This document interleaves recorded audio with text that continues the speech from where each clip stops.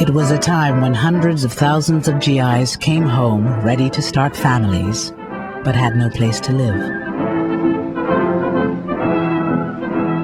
In the 1930s, the federal government created the Federal Housing Administration, whose job it was to provide loans or the backing for loans to average Americans so they could purchase a home. Federal programs and banks sank millions into the home construction industry. Their message to veterans: you can afford a new home. Buy a new home now. Tax dollars helped make the single-family home a mass-produced consumer item. The American dream had a new name: suburbia.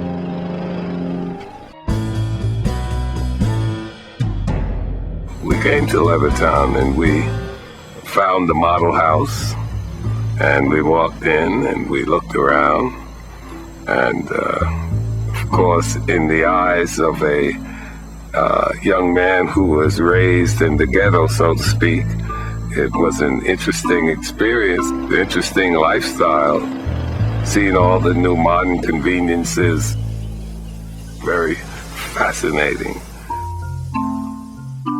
Eugene Burnett came home with almost 1 million other black GIs. They had fought for the country in segregated ranks. They returned hoping for equality and the American dream. For many, that dream was a new home for little money down and some of the easiest credit terms in history. I went up to the salesman. We're interested in your home. We're interested in buying one. And what is the procedure? Is there an application to be filled out?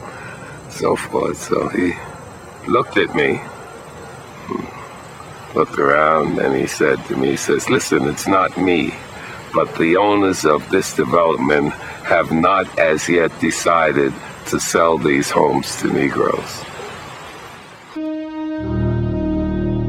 The FHA underwriters warned that the presence of even one or two non-white families could undermine real estate values in the new suburbs.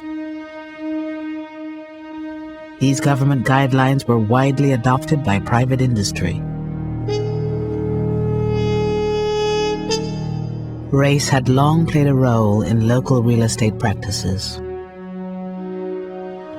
Starting in the 1930s, government officials institutionalized a national appraisal system where race was as much a factor in real estate assessment as the condition of the property. Using this scheme, federal investigators evaluated 239 cities across the country for financial risk. So that those communities that were all white, suburban, and far away from minority areas, they received the highest rating, and that was the color green.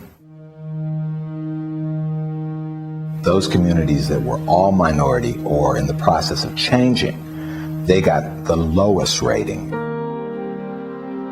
and the color red. They were redlined. As a consequence, most of the mortgages went to suburbanizing America, and it suburbanized it racially.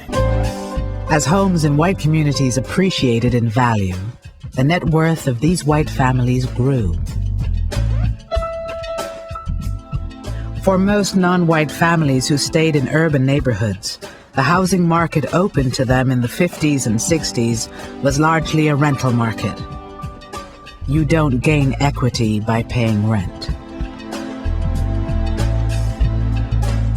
Where one's family lives in America is not just a matter of taste and preference. You have the issue of housing and wealth.